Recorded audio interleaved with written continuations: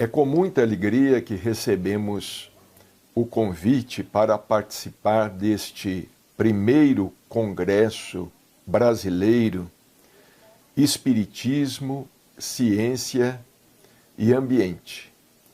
Queremos agradecer aos organizadores e, ao mesmo tempo, deixar o nosso abraço carinhoso a todos aqueles que estão participando deste congresso. Muito importante que venhamos a estudar cada vez mais o Espiritismo em contato com os temas da atualidade, com as diversas ciências que igualmente devemos estudar e que estão beneficiando o progresso da humanidade. O tema que nos foi sugerido para este congresso, contribuição da obra de Chico Xavier para o Espiritismo. Este tema nos é muito grato e temos discorrido a respeito dele já desde muito tempo. E nós podemos, sem dúvida alguma, dividir a contribuição da obra de Chico Xavier para o Espiritismo em dois aspectos. Primeiro, a sua contribuição mediúnica, ou a sua contribuição doutrinária. E depois, a sua contribuição humana, a sua contribuição pessoal na divulgação da doutrina espírita. Inicialmente, nós gostaríamos de falar a respeito da contribuição mediúnica de Chico Xavier. Trata-se de uma contribuição inegável. A obra mediúnica de Chico Xavier desdobra a obra da codificação. Nós costumamos dizer que os espíritos, através da mediunidade de Chico Xavier, pegaram o espiritismo no século XIX, quando então codificado por Allan Kardec, o trouxeram para o século XX e o projetaram para o século XXI. Uma obra extraordinária, e não apenas pelo número de livros psicografados e editados, hoje mais de 5 centenas de livros que foram psicografados por Chico Xavier ao longo de seus 75 anos de legítimo mandato mediúnico. Basta que nós estudemos a vida de Chico Xavier com afinco, desde quando ele se tornou espírita, ou mesmo antes, desde os 5 anos de idade, quando ele começou com as primeiras manifestações mediúnicas, desde os 5 de idade, escutando os espíritos, conversando com os espíritos, depois entrando em contato com sua mãe, Maria João de Deus, desencarnada, e na escola também, quando estava fazendo o 4º ano primário, no grupo escolar São José, em Pedro Leopoldo, e viu ao seu lado um homem que dizia a ele o que escrever a respeito de uma redação em torno do centenário da independência do Brasil. Então nós percebemos que Chico Xavier nasceu médium, ele foi um predestinado a cumprir uma missão extraordinária entre nós na condição de espírita e também de médium.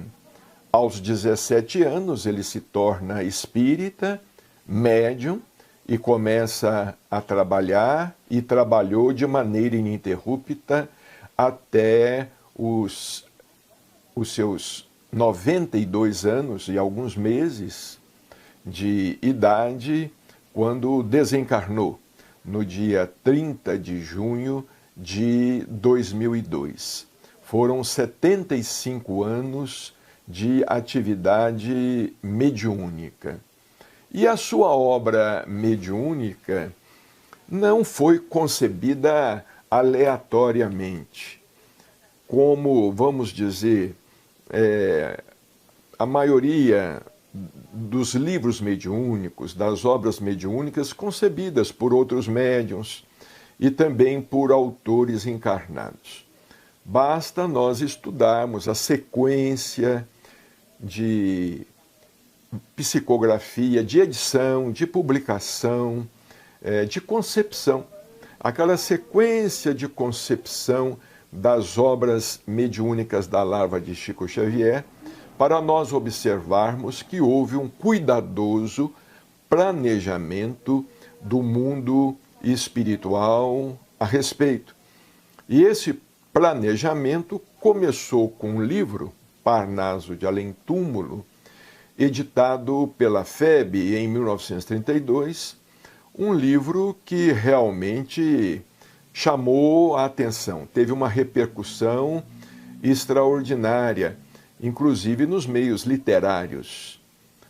Lá entre os membros da Academia Brasileira de Letras, foi uma obra que não repercutiu apenas no meio espírita, mas principalmente fora do meio espírita, porque em 1932, Chico Xavier, em abril, ele completou com 22 anos de idade, mas a obra foi concebida quando ele estava com 20, 21 anos de idade. Ela foi editada e lançada em 1932.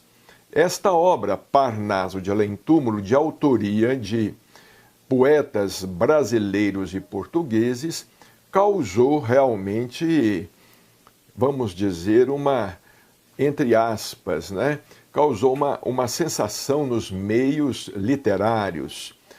Os críticos literários foram chamados a se manifestar sobre essa obra, que afinal de contas, Chico Xavier era um desconhecido, Francisco Cândido Xavier era um jovem, um rapaz de 22 anos de idade, que não havia estudado e que morava numa cidadezinha do interior de Minas Gerais, em Pedro Leopoldo, a pouco mais de 20 quilômetros de Belo Horizonte, e que não possuía nenhum recurso, vamos dizer assim, maior para conceber uma obra daquela natureza, uma obra que se nivelava e mais, ultrapassava em valor, em conteúdo e até em valor literário as obras dos mais renomados poetas brasileiros, não é?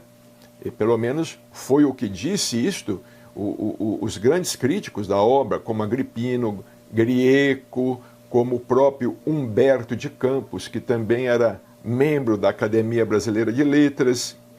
Mas o importante é nós observarmos, na sequência das obras de Chico Xavier, desde 1972, não é? Porque depois veio a segunda obra de sua lavra, Cartas de uma Morta, de autoria de sua mãe, e as obras foram se seguindo em sequência. Nós observamos um planejamento. Essas obras não foram escritas de maneira aleatória pelos seus autores espirituais.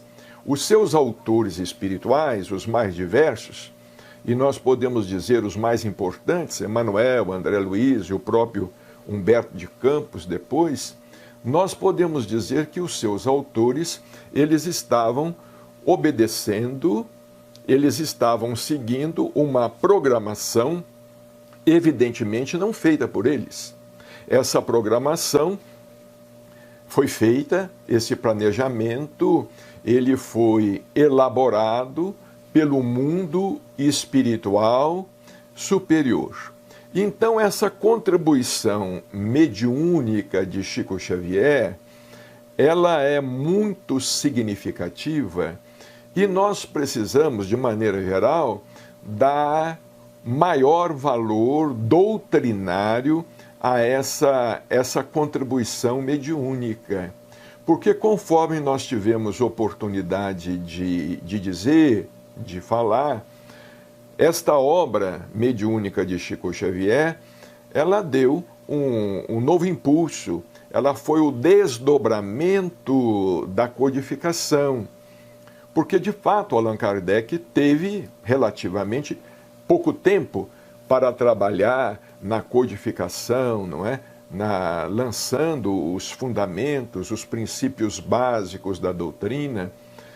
Como Chico nos dizia aqui, ele teve apenas 15 anos para isso, não é? De 1854 até o ano de 1869, quando desencarnou, não é?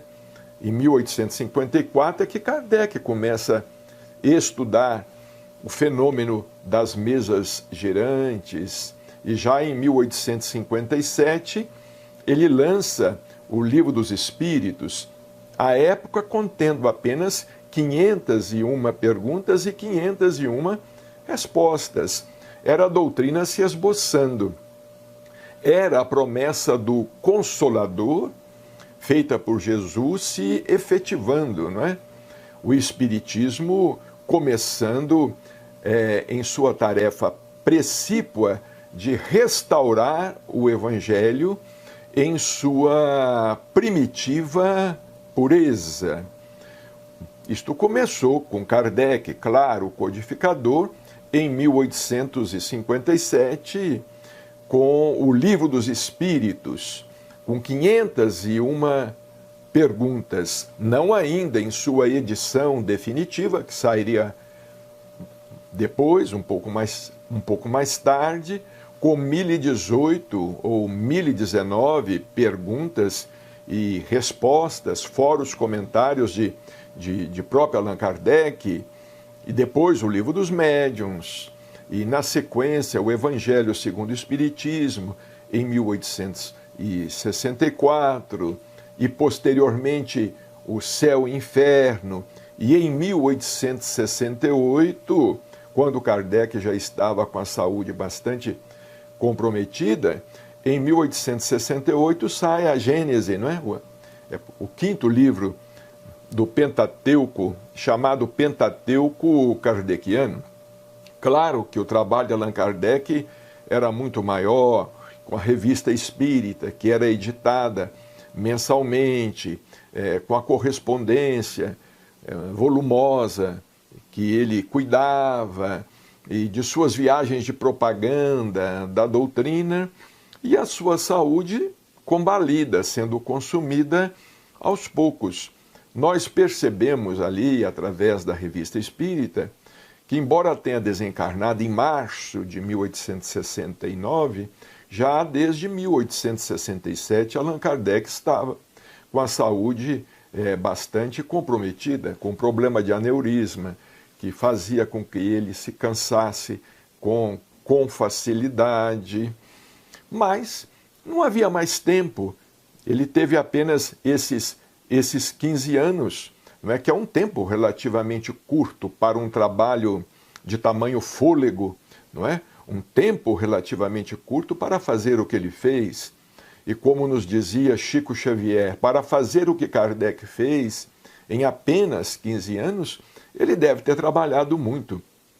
E nós sabemos que ele trabalhou muito, ele dormia relativamente pouco, talvez 3, 4 horas por noite, o mesmo que Chico Xavier passaria a dormir mais tarde, dormindo aí em torno de 3 horas por noite, 4 horas por noite, para trabalhar de maneira incansável e nessa doação inteiramente gratuita ao ideal.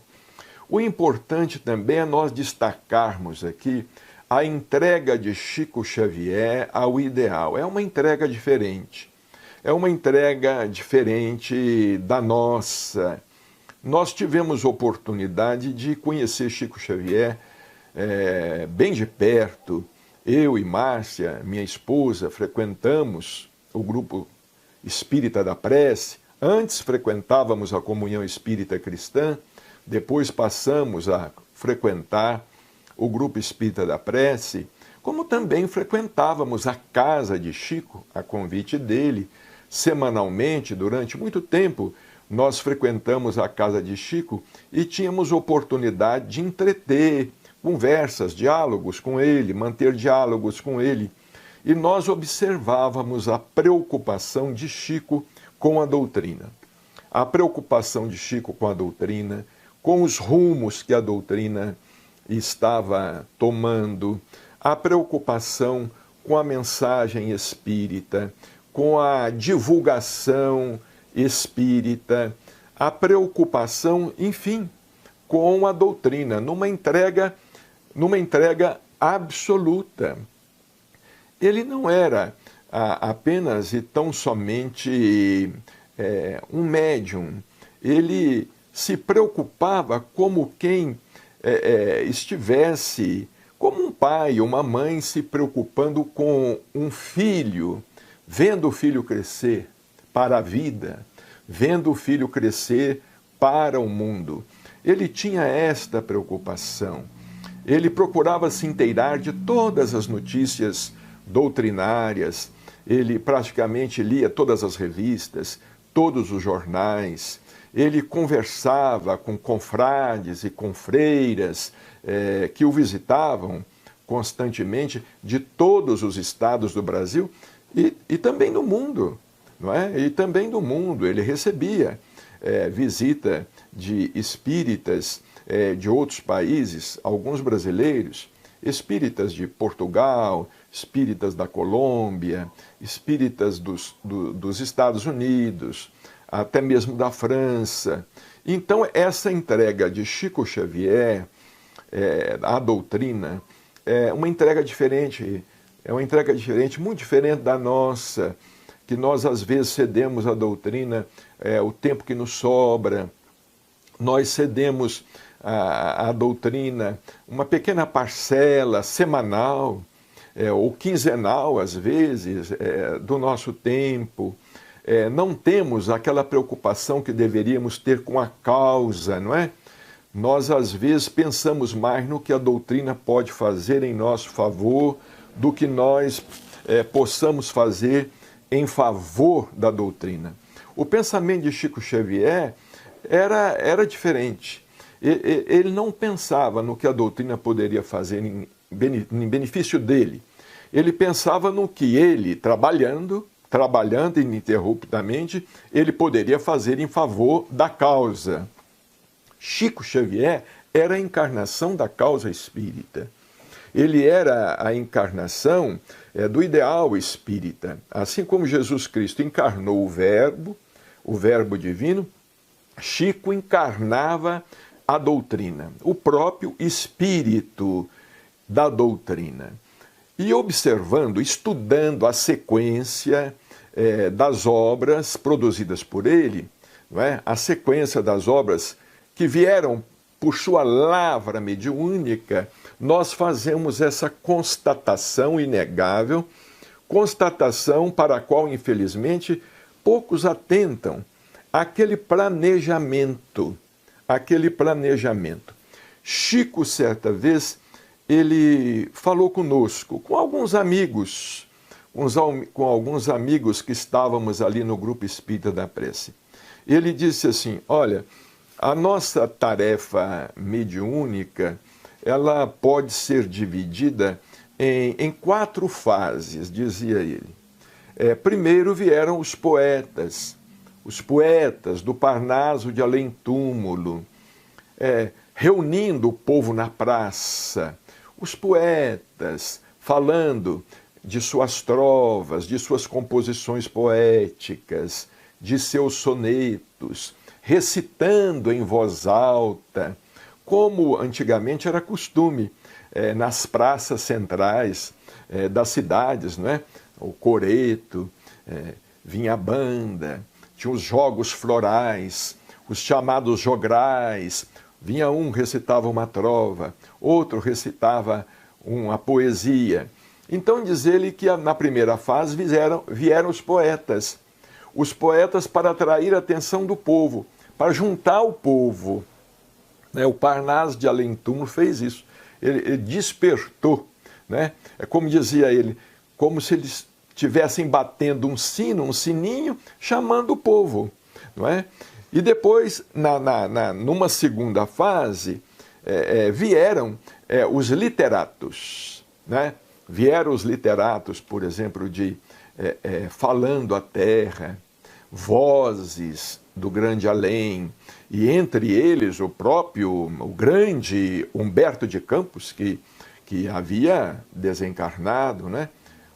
Vejamos bem, Humberto de Campos, quando membro da Academia Brasileira de Letras, é um dos que praticamente ele endossou o livro Parnaso de Além Túmulo, né? Ele desencarna e logo que ele desencarna, ele vamos dizer, requisitado por Emmanuel, porque Emmanuel foi o condutor de toda essa obra mediúnica realizada através de Chico Xavier. Ele é chamado por Emmanuel e ele começa a escrever mediunicamente, de uma forma extraordinária e genial, porque Humberto de Campos era genial, não é? Um dos maiores cronistas, talvez o maior cronista do Brasil, né? Humberto de Campos. Ele começou a escrever Palavras do Infinito, e depois logo veio, né? Crônicas de Além Túmulo, e Brasil, Coração do Mundo, Pátria do Evangelho, e assim por diante. Mas Chico dizia, depois dessa segunda fase, né, primeiro, vejamos, os poetas, depois os literatos. Aí chegaram, como dizia o Chico, depois que o povo estava reunido, vieram os doutrinadores. E esses doutrinadores, eles chegaram com Emmanuel e com André Luiz, não é? Com André Luiz, que também foi requisitado, o seu concurso também foi requisitado por Emmanuel. André Luiz, que nós sabemos que a verdadeira identidade o Dr. Carlos Chagas, não é? Aqui em Uberaba, nós sabíamos disso por comentários muito discretos do próprio Chico e dos amigos mais chegados ao Chico, como era o caso do seu Wicker Batista, que foi presidente do Grupo Espírita da Prece, e o próprio Dr. Valdo Vieira, que também psicografou André Luiz, inclusive em parceria com Chico Xavier. Valdo Vieira dizia que André Luiz era o pseudônimo do Dr. Carlos Chagas. Mas nós aqui não vamos entrar em polêmica, em discussão com aqueles que não têm esse mesmo pensamento, essa mesma ideia. Aí vieram, então, os doutrinadores. E numa quarta fase, a partir aproximadamente da década de 70, começo da década de 70, logo depois da participação de Chico Xavier no programa Pinga Fogo, que foi um marco na televisão brasileira e um divisor de águas na divulgação do Espiritismo no Brasil, não é? Esse programa Pinga Fogo em 1971. Chico Xavier participou de 2 programas, Pinga Fogo, com a maior audiência da história do programa, que era apresentado pelo Almir Guimarães, né? Na extinta TV Tupi, Canal 4, lá em São Paulo. O Brasil parou para ver Chico Xavier na TV Tupi. E vendo Chico Xavier na TV Tupi, o Brasil passou a conhecer a cara do Espiritismo, porque até então os detratores do Espiritismo, os adversários do Espiritismo, faziam questão de confundir o Espiritismo com outras seitas, com misticismo, de outras seitas, não é? Eles não sabiam do que se tratava realmente, o que era realmente o Espiritismo, né? Essa doutrina de tríplice aspecto, não é? Que é ciência, que é filosofia e que é religião. É ciência que entra em contato com todas as ciências, que dialoga com todas as ciências. É uma ciência psicológica, é uma ciência física, é uma ciência metafísica, é filosofia, é religião, mas extrapolando o sentido de religião formal, não é? De religião formal, é uma religião em espírito e verdade, né? Caracterizada mais por uma ética, não é? Por uma moral. Então vieram, a partir de 1970, o Chico dizia, foi a quarta fase, vieram os habitantes comuns do mundo espiritual. Então vejamos aqui o planejamento superior, do mundo espiritual superior. A tarefa de Chico Xavier não foi cumprida de forma aleatória, em absoluto, como a tarefa de Allan Kardec. Ela também não nasceu aleatoriamente. Allan Kardec foi chamado, Chico Xavier foi chamado. E nós cremos que Chico Xavier, ele tenha sido a reencarnação de Allan Kardec, porque vários espíritos, inclusive o Espírito da Verdade, o Espírito da Verdade tinha dito a Kardec que ele voltaria, daí a algum tempo, ele voltaria para completar a obra, para dar sequência à obra que havia sido simplesmente iniciada. Nós podemos dizer o seguinte, não fosse essa complementação, não fosse esse desdobramento do Espiritismo através de Chico Xavier, o Espiritismo talvez continuasse a ser uma doutrina do século XIX. Nós lemos há pouco tempo uma entrevista de uma cientista, e quando alguém perguntou a ela, uma cientista que faz pesquisas com experiências de quase morte, e um espírita perguntou a ela sobre o Espiritismo, se ela conhecia o Espiritismo de Allan Kardec. Ela disse que tinha lido alguma coisa, mas que a doutrina lhe havia parecido uma doutrina do século XIX, não é? Uma doutrina, vamos dizer, arcaica, lá do século XIX. Por exemplo, como as demais filosofias que não evoluíram ao longo do tempo. Porque, com todo respeito a diversas filosofias, principalmente as filosofias orientais, com todo respeito, elas estagnaram, pararam no tempo. Vamos citar aqui alguns exemplos, não é? Por exemplo, o budismo. O budismo é anterior ao Cristo. O budismo, praticamente, ele, em termos filosóficos, doutrinários, parou no tempo. Não se acrescentou, não se desdobrou, não se aprofundou. O judaísmo, a mesma coisa. O judaísmo, a mesma coisa. A própria Igreja Católica, o catolicismo, com a sua teologia, não se renova, não se reformula, com aquela ideia de céu, inferno, purgatório, não é? Podemos dizer também o mesmo em relação ao islamismo, não é? Que se baseia tão somente no que disse Maomé no Corão, não é? Que é o livro sagrado dos muçulmanos, dos seguidores do islamismo. Não é? Não se pode tirar uma vírgula, não se pode acrescentar uma vírgula, não se pode tentar interpretar, não é? Então, vejamos bem, são doutrinas que cumpriram com a sua finalidade, ainda têm cumprido com a sua finalidade, mas simplesmente alicerçaram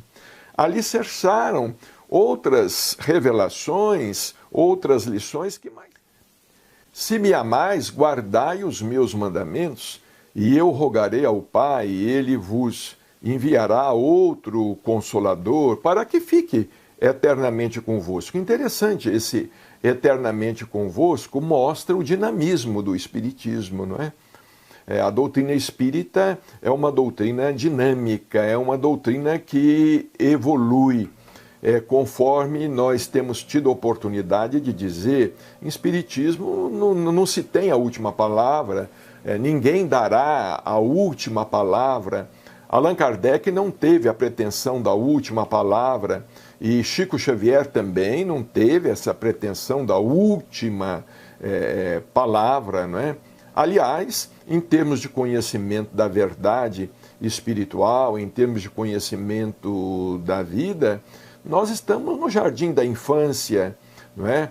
Sequer ainda podemos nos considerar alfabetizados, né? Conhecedores das letras do alfabeto. Então, nós gostaríamos, uma vez mais, de chamar a atenção nesta nossa exposição rápida e despretensiosa para esse planejamento. Vejamos a obra de Emmanuel. Vamos falar sobre os romances de Emmanuel, rapidamente, não é? Através dos romances de Emmanuel, há 2000 anos, 50 anos depois, Paulo e Estevão, Renúncia e Ave Cristo, através desses 5 livros, Emmanuel, ele reconta a história do cristianismo, não é? Dos primitivos cristãos. Então, há um resgate histórico. Emmanuel faz um resgate histórico e doutrinário do cristianismo nascente, principalmente na obra Paulo e Estevão, que, tendo ali como referência, não é, a vida de Paulo de Tarso, não é, do ex-doutor Saulo, de Paulo de Tarso, campeão do Evangelho, o livro girando em torno da vida de Paulo, na verdade, ele conta a história do cristianismo, não é? Do surgimento, nascimento do cristianismo, da palavra, do Evangelho sendo levado aos gentios, a fundação da Casa do Caminho, a fundação dos primeiros grupos cristãos, porque Paulo vai levar o cristianismo até a Grécia, até Atenas, não é? Ele vai pregar até em Atenas, e contrariando os judeus conservadores, né, os cristãos, muitos cristãos ortodoxos, judeus, que achavam que o Messias tinha vindo só para o povo, a raça escolhida, só para a raça escolhida. E Paulo, como tinha dupla cidadania, ele era judeu e era romano ao mesmo tempo, ele se bateu e vamos dizer assim, assessorado por Barnabé, não é? Assessorada por Barnabé, ou por José de Chipre, Paulo conseguiu romper com aquela resistência dos cristãos ortodoxos, né, que eram encabeçados principalmente por Tiago, né? E ele foi levar o evangelho aos gentios. E escrevendo depois, quando não podia mais estar nos lugares que gostaria de estar, surgiram as epístolas, essas cartas tão importantes que foram incorporadas mais tarde ao Novo Testamento, não é? Após os evangelhos ditos canônicos, nós temos aí Atos dos Apóstolos, escrito por Lucas, e logo em seguida temos as cartas, principalmente as cartas de Paulo, né? Então, vejamos, essa obra de Emmanuel é uma obra muito importante, não é? Temos o livro Renúncia. O livro Renúncia parece ser um livro que não se encaixa bem entre os outros 4, né?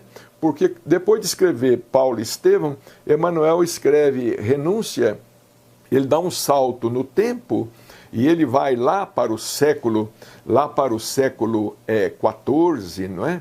Não, século XVII, não é? Na época do rei Luís XIV, no século XVII, Aí ele começa a falar sobre o Santo Ofício, como é que começou a Inquisição, o problema da Inquisição, a reforma protestante, né? A reforma luterana.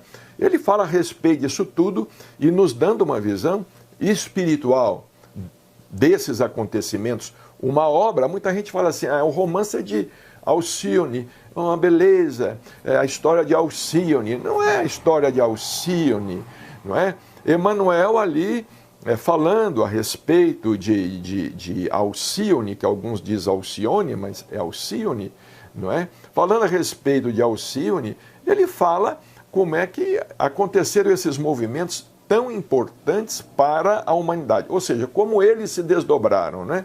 O Santo Ofício, a Inquisição, a Reforma Protestante ou Luterana e outros acontecimentos muito importantes. E, paralelamente, vejamos o planejamento da obra. Paralelamente, Emmanuel, ele ia escrevendo livros, estudando o Novo Testamento e estudando as epístolas, principalmente as epístolas de Paulo, né? E produzindo obras fantásticas, como Caminho, Verdade e Vida, Fonte Viva, Pão Nosso, Vinha de Luz, Palavras de Vida Eterna. Cada livro deste é um tesouro.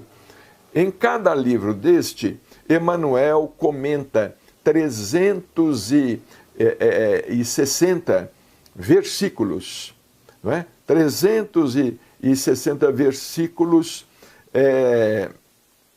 do Evangelho, do Evangelho, né, do Novo Testamento, dos Evangelhos, do Novo Testamento e das epístolas de Paulo, e não só de Paulo, né, epístolas de Pedro, e as epístolas de Tiago, não é? E outras epístolas.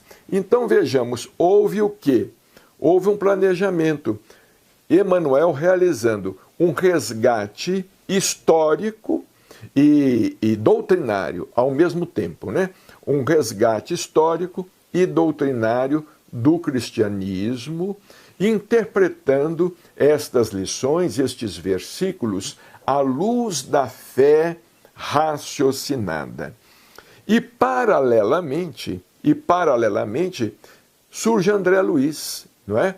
A partir de 1943, André Luiz com a publicação do livro Nosso Lar, não é? Então vejamos aí, o Nosso Lar é um livro extraordinário, trata-se de uma revelação, foi levantado mais uma ponta do véu a respeito da vida além da morte, porque Allan Kardec, vamos dizer assim, ele foi o descobridor do mundo espiritual, não é? Assim como Cristóvão Colombo descobriu a América, não é? Pedro Álvares Cabral descobriu o Brasil, Allan Kardec pode ser considerado o descobridor do mundo espiritual. Mas André Luiz, ele veio e começou a nos dizer como é que era esse mundo espiritual por dentro, não é? E André Luiz, a partir de Nosso Lar, ele começa a nos aproximar desse mundo espiritual que parecia tão distante e para muitos de nós ainda parece tão distante, né? Então, a partir de Nosso Lar, André Luiz escreve Os Mensageiros, Missionários da Luz, Obreiros da Vida Eterna, No Mundo Maior, Libertação, e vai até o livro E a Vida Continua, não é? Dando destaque aqui para duas obras muito importantes também, que foram concebidas em parceria mediúnica com Valdo Vieira, Mecanismos da Mediunidade e Evolução em Dois Mundos. São duas obras primas.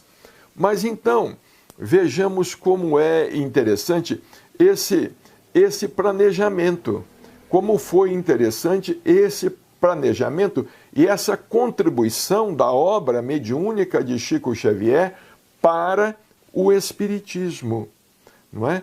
Porque Emmanuel dando ao Espiritismo a sua feição de consolador prometido, mostrando que o Espiritismo é o cristianismo redivivo. Não existe Espiritismo sem Cristo, Chico até nos alertava muito a respeito disso. Ele falava conosco aqui em Uberaba, ele dizia assim, olha, vocês tomem cuidado, porque vão tentar tirar Jesus do Espiritismo. Quer dizer, alguns espíritas, não é gente de fora não, viu? É de dentro do movimento. Vão tentar tirar Jesus do Espiritismo. E se tirarem Jesus do Espiritismo, não vai virar nada, não é? Vai virar comédia.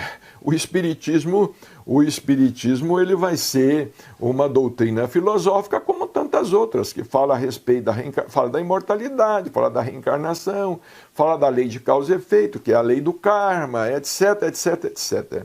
Então ele nos advertia. Não é? Agora, a obra de André Luiz é fantástica, porque ela aproximou de nós o mundo espiritual, ou nos aproximou também do mundo espiritual, para nos mostrar como realmente é a vida, como é a vida além da morte, como é que essa vida se desdobra. E nós costumamos dizer o seguinte, que André Luiz ele nos leva a realizar uma viagem no tempo, as obras de André Luiz. Ele nos leva a realizar uma viagem no tempo, porque através de Nosso Lar, por exemplo, ele nos leva ao futuro, não é? Ele nos leva ao futuro, não nos esquecendo de que Nosso Lar ainda é uma cidade umbralina, está localizada no chamado umbral fino, não é? Porque existem as dimensões e as subdimensões, não é? Mas ao mesmo tempo, quando ele escreve Libertação, ele nos leva ao passado. Escrevendo Nosso Lar, ele nos leva ao futuro. Escrevendo Libertação, ele nos leva ao passado, porque ele desce a dimensão das trevas e vai àquela chamada cidade dos gregorianos, não é? Aquela cidade estranha que é descrita por ele ali no livro Libertação. Então André Luiz, como fala o doutor Inácio Ferreira, o André Luiz, de repente, ele pluraliza o mundo espiritual. Ele nos ensina que nós não temos, o mundo espiritual é um termo genérico, mas na verdade nós temos mundos espirituais. São muitos mundos espirituais. É uma concepção que está em dia com o avanço da física, principalmente da física quântica, quando a física fala a respeito do multiverso, ou do hiperespaço, ou das dimensões paralelas. Hoje, os cientistas, os estudiosos, estão cogitando da existência de 11 universos, 11 dimensões, e em verdade o número é muito maior, não é? Porque a ciência vem avançando, mas ainda falta muito, não é? Ainda precisamos caminhar muito e, com certeza, haveremos de caminhar muito. Por enquanto, nós estamos aí sendo desafiados por um vírus, que é uma modificação do vírus da gripe, não é? Que é o Covid-19, o coronavírus. Estamos aí lidando com um vírus lutando para vencê-lo, não é? Perdendo muitas batalhas, mas tentando ganhar esta guerra. Bom, nós falamos aí rapidamente a respeito dessa contribuição doutrinária, essa contribuição da obra de Chico Xavier para o Espiritismo, que nós falamos no início, que pode se dividir em dois aspectos, não é? Agora, rapidamente, não querendo nos alongar excessivamente, falar sobre a contribuição humana. A contribuição humana, a contribuição de Chico Xavier, ele mesmo, A contribuição de Chico Xavier, ele, espírito, pessoa, gente. Essa contribuição de Chico Xavier é inegável. No campo da exemplificação, no campo da vivência, uma vida de apóstolo, uma vida apostolar, uma vida de dedicação, uma vida de amor ao próximo, de vivência do Evangelho. Chico Xavier, ele não apenas era um receptor de páginas do mundo espiritual. Ele traduzia essas páginas, essas lições, no dia a dia, na vida cotidiana, através de seus exemplos, não é? E nesse trabalho, ele foi fazendo com que o Espiritismo também fosse angariando a simpatia das pessoas. Nós nos recordamos de que certa vez Chico recebeu uma mensagem, uma orientação de Emmanuel, que dizia a ele o seguinte: olha, Chico, não vai bastar a você apenas trabalhar na formação de livros. Emmanuel falou com ele: não basta que você trabalhe apenas na formação de livros. É preciso que você também trabalhe na formação de leitores para esses mesmos livros. Então vejamos, quando Chico trabalhava na formação de livros, ele trabalhava na companhia de seus autores espirituais.